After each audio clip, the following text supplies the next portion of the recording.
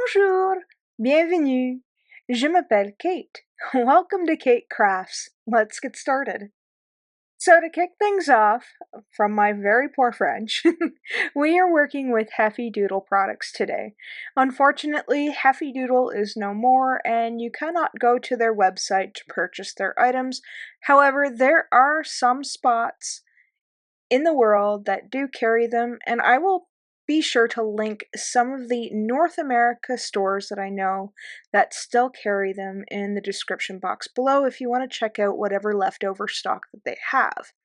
So with that being said, we are using some of these, I believe they're like an inside out stitched rock. I'm not 100% sure what their names are as I don't have my list with me, and all of my bits and bobs that I used for this card are in the other room. And yeah, so you'll just have to bear with me. I'll try to remember to leave, their names and stuff like that if you want to hunt them down, or if you just want to enjoy today's project, that's cool too. So my idea was to take the rounded imperial, I think it is, imperial metric, I forget. It's the rounded rectangle dies that they have. They're stackable. I think they're absolutely great.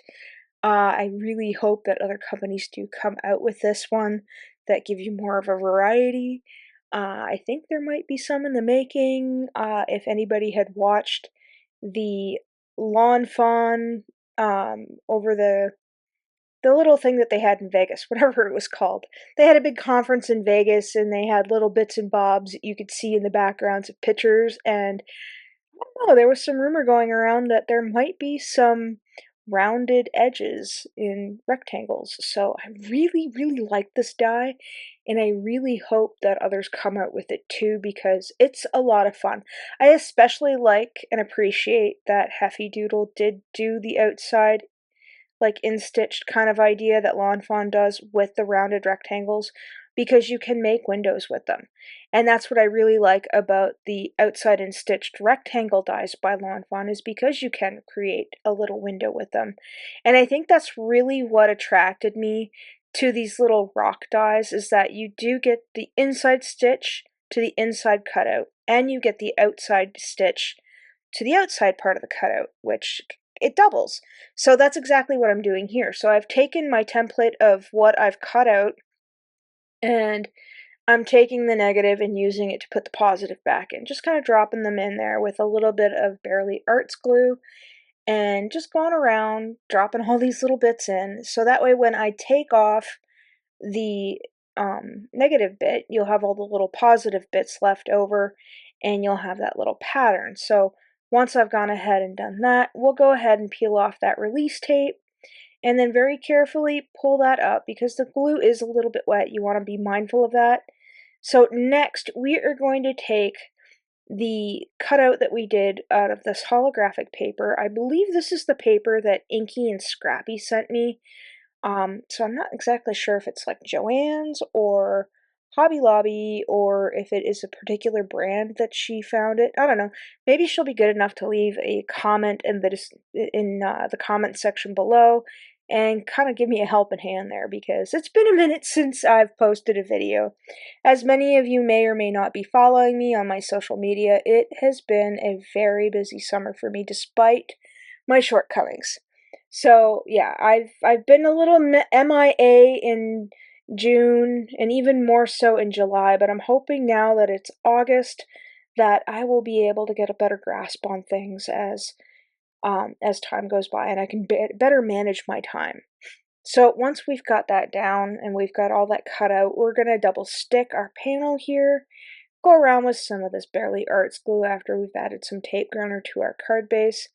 And once I'm satisfied with the amount of squidgy glue, we're going to do a little bit of lining up here by picking up my card base, and then we're going to line it all up, make sure everything looks good, and then we'll give it a good mash down. So once we've done that, we'll go ahead and take our little cutout here that we've done, and we're going to add a whole lot of foam strips. Now you could turn this into a shaker card if you want, but I wasn't feeling very shakery, you know what I mean. I wasn't feeling like making a shaker card, I thought I would just go around with some of these little thin foam strips. I believe I got these at the craft store in London.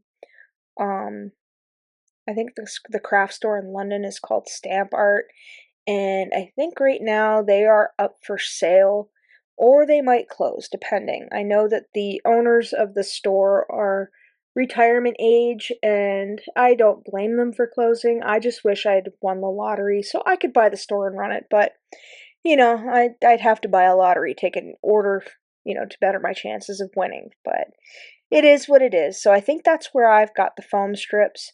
I do believe Tree Hobbies carries the thin foam strips as well as Scrap and Stamp. I think they both do.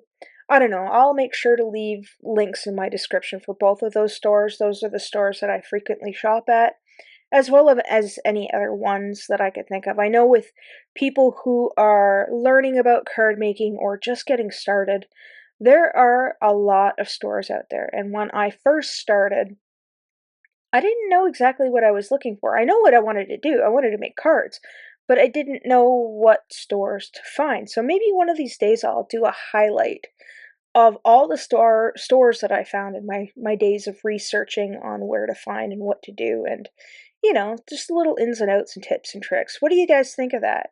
Maybe I can try and compile a list and ask around, see who else knows of what. So anyway, with that being said, we are going to move on to the sentiment. So we have got another Heffy Doodle stamp here. This has got a bunch of greetings in it, like hello, hi, good day, mate, bonjour. I think there might be another one or two. I can't think of off the top of my head, but I thought it would be fun to heat emboss this. So I've taken this cardstock. I can't remember the name of the cardstock. It's a brand that I hadn't heard of, and I thought it was really pretty. I think this one came from Joann's on one of my earlier Michigan trips across the border there. I can't think of the name of it, but it's a gradient paper. It's not very thick. It's not very shiny. It's a very matte gradient, and I thought this would be fun for this particular project with the holographic in the back. So I've gone ahead and taken my heat tool here. Big thanks to Maker Moose for sending me this. It is an absolute game changer. It does not overheat like my old one, and it does not leave an awful whining sound when you turn it on. So thank you so much, Maker Moose. I can't appreciate this enough. So once I've got that all cut out, we have got our wonderful little sentiment here that just says bonjour. Now I'm going to take some of these foam strips that I've got left over from going around the back side of my panel, and I'm just going to add them strategically onto my little bonjour. So I want to be able to create an even playing field so this doesn't sink in and then it rests nicely across my card. So that's what I plan on doing here.